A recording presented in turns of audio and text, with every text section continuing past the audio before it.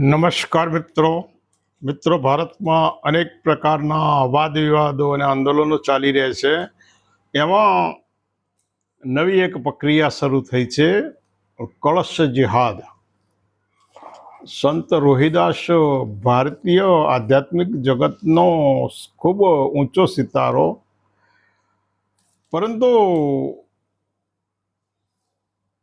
એને કર્મ સંજોગ કહો અથવા તો તમે એને નસીબ કહેતા હો અથવા જે કહેતા હો, રોહિદાસ એમની 14મી 15મી સદીમાં એમના આવિષ્કાર સમયે કથિત અછૂત જ્ઞાતિમાં જન્મ્યા હોવાથી મનુવાદે એમને બૌદ્ધિક અને માનસિક રીતે પૂરેપૂરા દબાવી દેવાના પ્રયાસ કર્યા, પરંતુ સૂર્ય કદી ધૂળથી ઢંકાતો નથી. એમ રોહિદાસ નામના મહાન તેજસ્વી સૂર્ય દિવસે દિવસે વધારે પ્રજ્વલિત થતા રહ્યા છે.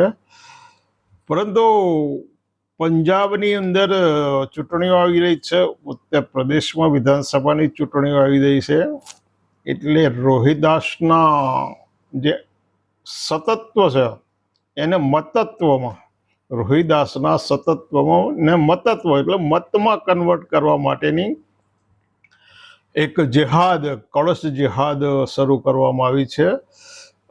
ઉત્તર પ્રદેશના વારાણસીની નજીકમાં રોહિદાસની જન્મભૂમિ આવેલી છે, શિર ગોવર્ધનપુર.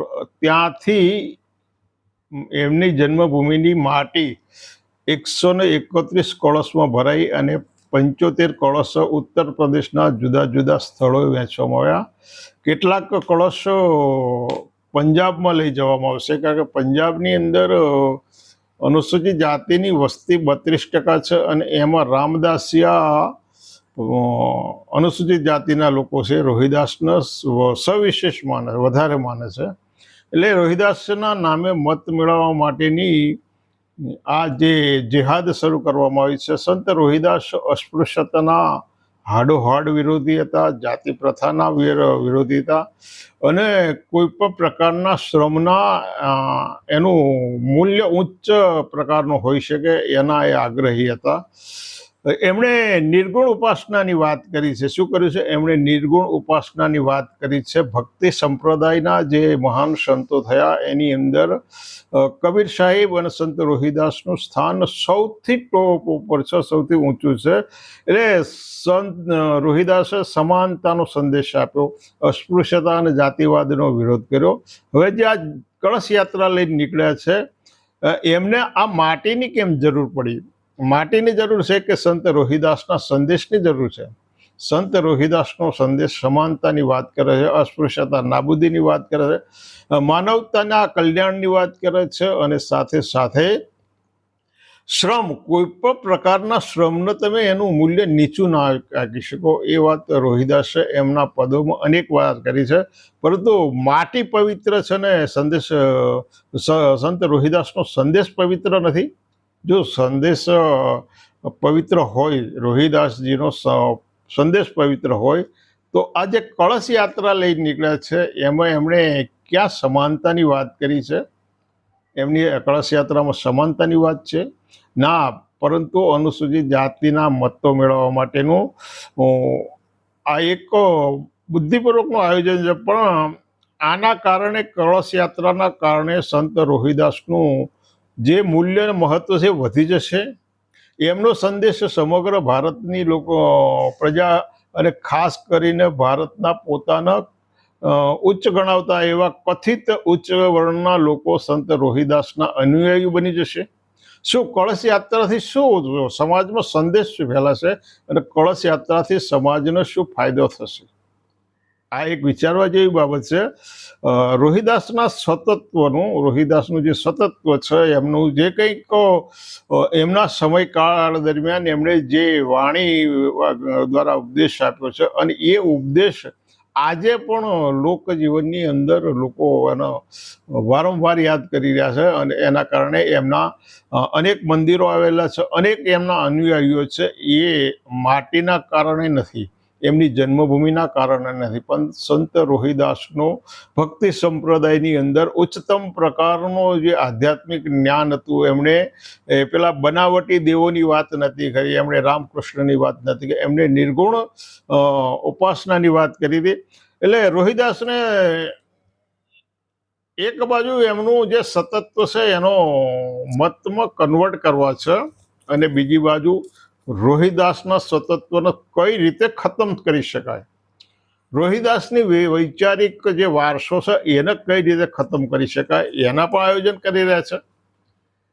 તો કળશ યાત્રાના જે ભાગીદારો બન્યા છે અનુસૂચિત જાતિના લોકો, એમના માથાની અંદર મગજ છે કે હમણાં કાઢી લીધેલા છે.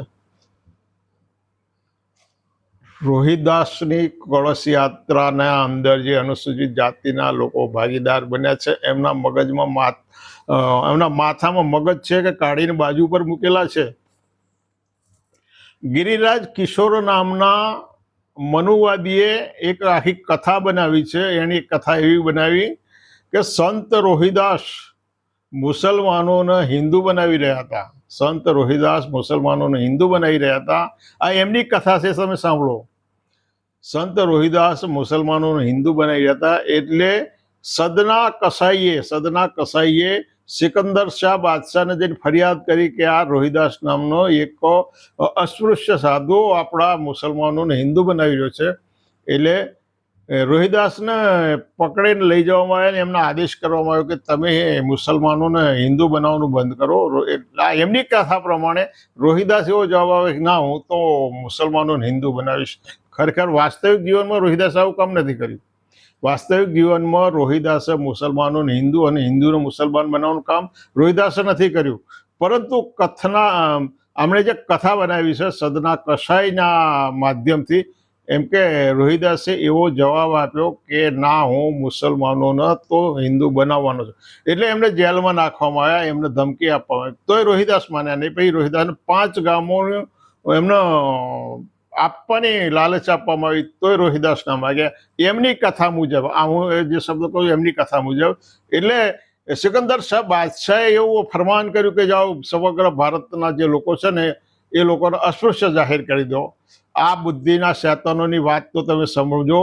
32 લાખ ચોરસ કિલોમીટરનો જે વિસ્તાર છે, 50 ભાષાઓ અને હજારો લોકબોલીઓમાં ફેલાયેલો આ પ્રદેશના તમામ 1129 જ્ઞાતિના લોકો સાથે એક બાદશાહે મૌખિક ફરમાન કર્યું હોય ને અસ્પૃશ્યતા લાગુ કરી હોય.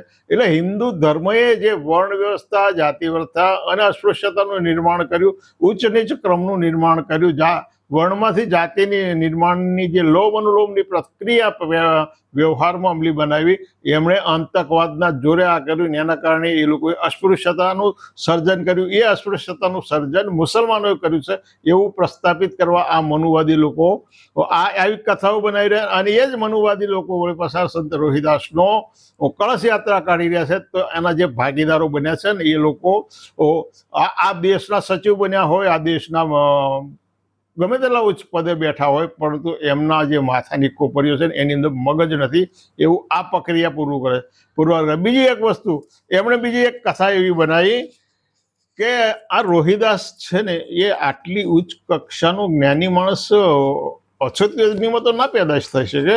એટલે એમણે કથા બનાવી કે ભાઈ આ રોહિદાસ રહ્યા ને એ આગલા જન્મમાં તો ઉચ્ચ કુળના બ્રાહ્મણ હતા, પરંતુ એમણે ગણિકાના ઘરનું, એમણે ઉચ્ચ કુળના બ્રાહ્મણ અથવા તો ઉચ્ચ કુળનો વ્યક્તિ હતો ને એમણે ગણિકાના ઘરનું રાંધેલું અનાજ ખાધું, અને એ રાંધેલું અનાજ ખાવાના કારણે એમને શ્રાપ લાગ્યો ને એના કારણે એમણે અચ્યુત યોનિમાં જન્મ લીધો.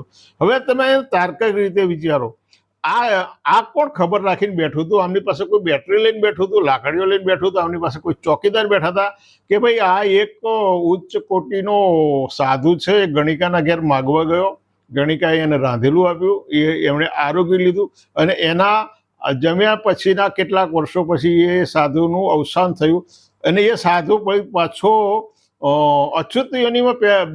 આટલી બધી તકેદારી આ કોણે, કયા ચોકીદારોએ રાખી હતી? આમણે તો આમની પાછળ કોઈ ફોજ મૂકી હતી? કેટલી બધી બનાવટી કથાઓ છે. એટલે રોહિદાસ જેવો આવો આધ્યાત્મિક જગતનો મહાન સિતારો કહેવાતા અછૂત લોકોમાં પેદા ના થઈ શકે એવી બે કથાઓ આપણે બનાવી. આવી બે કથાઓ બનાવી એટલે એક બાજુ રોહિદાસનો જે બૌદ્ધિક વારસો છે ને એને ખતમ કરી નાખવો છે. રોહિદાસનો જે બૌદ્ધિક વારસો છે એને ખતમ કરી નાખવો છે. અને બીજી બાજુ રોહિદાસના જે અનુયાયી વર્ગ છે અને એમાંથી જે હાથા બનેલા છે, જેને ખોટું લાગતું લાગી શકે છે, પરંતુ સાચી વાત તો બેધડક રીતે કહેવી જ જોઈએ. એમાં શરમ શાની. અને આમાં કોઈની બદનક્ષી નથી થતી. હું જે કંઈ કહી રહ્યો કોઈ વ્યક્તિની કોઈ સંસ્થાની બદનક્ષી નથી કરતો, પરંતુ સંત રોહિદાસ પ્રત્યેનું મારું જે માન છે, સંત રોહિદાસનો જે વૈચારિક વારસો છે એ ઘણા વર્ષો પહેલા વાંચ્યો છે. ભક્તિ સંપ્રદાયની અંદર 14મી-15મી સદીની અંદર જે સંતો થઈ ગયા ને એ કથિત અછૂતોમાંથી વધારે પેદા થયા અને એની અંદર બે સંતો, સંત રોહિદાસ અને કબીર સાહેબ સર્વોચ્ચ સ્થાને બિરાજે છે, સર્વોચ્ચ સ્થાને બિરાજે છે. અને માટે એમનો નામશેષ કરવા માટેની આ એમની પ્રક્રિયા કાયમથી ચાલી છે. એટલે જે હેસિયત વિનાના જે દલિતો છે અને એમની પાસે માનો કે 200-500 કે 5000 વીઘા જમીનો હોય, 200-500 બિલ્ડિંગો હોય, એટલે શું એ સમાજના આદરનો પાત્ર થઈ ગયા. અને આવા દલિતો ભાજપના હાથા બની અને રોહિદાસના સતત્વનો મતમાં પરિવર્તિત કરવા માટેના ષડયંત્રના ભાગીદાર બન્યા છે. એટલે એના બદલામાં અમને શું મળશે?